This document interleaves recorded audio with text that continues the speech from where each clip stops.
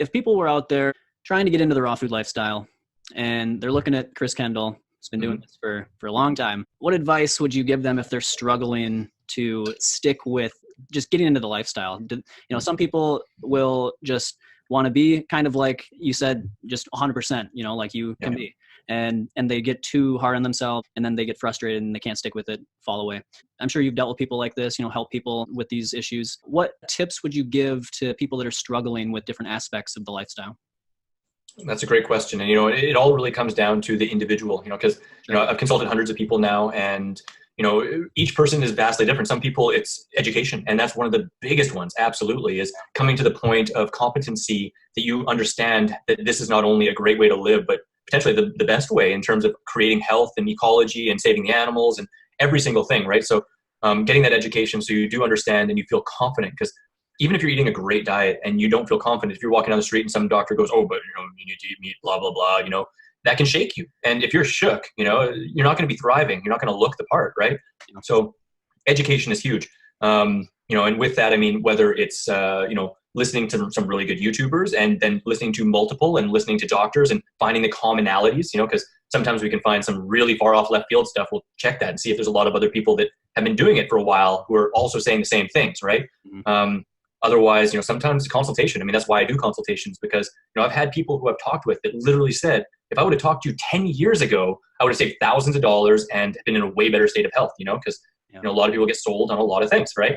A lot out there. And the other thing, and this is one of the biggest ones, a lot of times when I talk to people, it isn't so much about food, because when you really get it, when you really understand that if you're talking about your caloric needs and your nutrient needs, you can't do much better than fruits and veg. And it requires a mindset shift to complete abundance, where it's like every meal you're eating, eat until you're like, whoo, like I'm done. Like, it's not a scarcity diet. It's one of those ones where you can just eat your face off. I eat my face off every meal. Me too. But once you've gotten that, right? Because that's one of the signs of longevity, is someone who understands that it is a diet of abundance and you don't have to be afraid of overeating a mango, Once you get that, then it's the emotional aspects, and that's one of the biggest things that I see with people, because when you're detoxifying at a much higher rate, because you're eating such a high vibrancy diet and most people are under eating calories, well, you're going to be burning through adipose tissue. You're going to be burning through old tissues, old stored memories, old stored toxins in the cells that come up and make you want to pull your hairs out. So, understanding that, knowing that there's going to be some bumps along the road, and having some new coping mechanisms in place you can flex with, right? Because the old coping mechanism might be, drinking or going to the pizzeria or whatever it may be, triple decker ice cream cake bonanza, whatever you want to say, right? But if that's your old coping mechanism, you got to recognize it and start to notice the triggers and find a new avenue, a new way to cope. And then above all, and this is the biggest one, I think, is to be easy on yourself. Recognize that Rome wasn't built in a day, right? It takes time. It's a complete switch. Like, not just like you think it's easy because it's just food. I put it in my mouth, but it goes into the social sphere. It goes into the emotional sphere. It goes into, just mainstream media. It goes into so many aspects. It goes into your own psyche.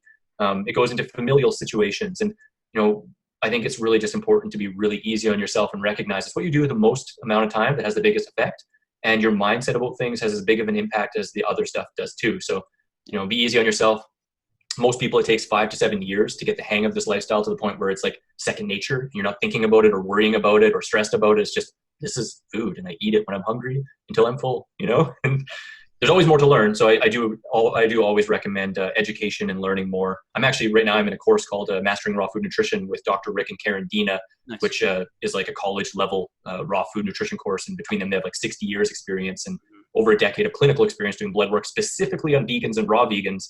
So it's really awesome. I can't help but recommend that as well. So if someone wants to really get an in-depth knowledge, check them out and tell them I sent you.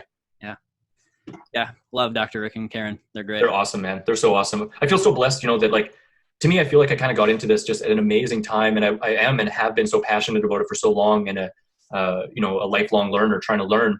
And because of that, getting into like Woodstock the very first year and all these other festivals, I've now been to I think near 30 festivals. And I've gotten to meet all the long-termers and find those commonalities and find all the things and, try and learn from everyone, because everyone has so much to give, right? So I feel so blessed to be in the position I am, and then to be able to connect and share with everyone out here.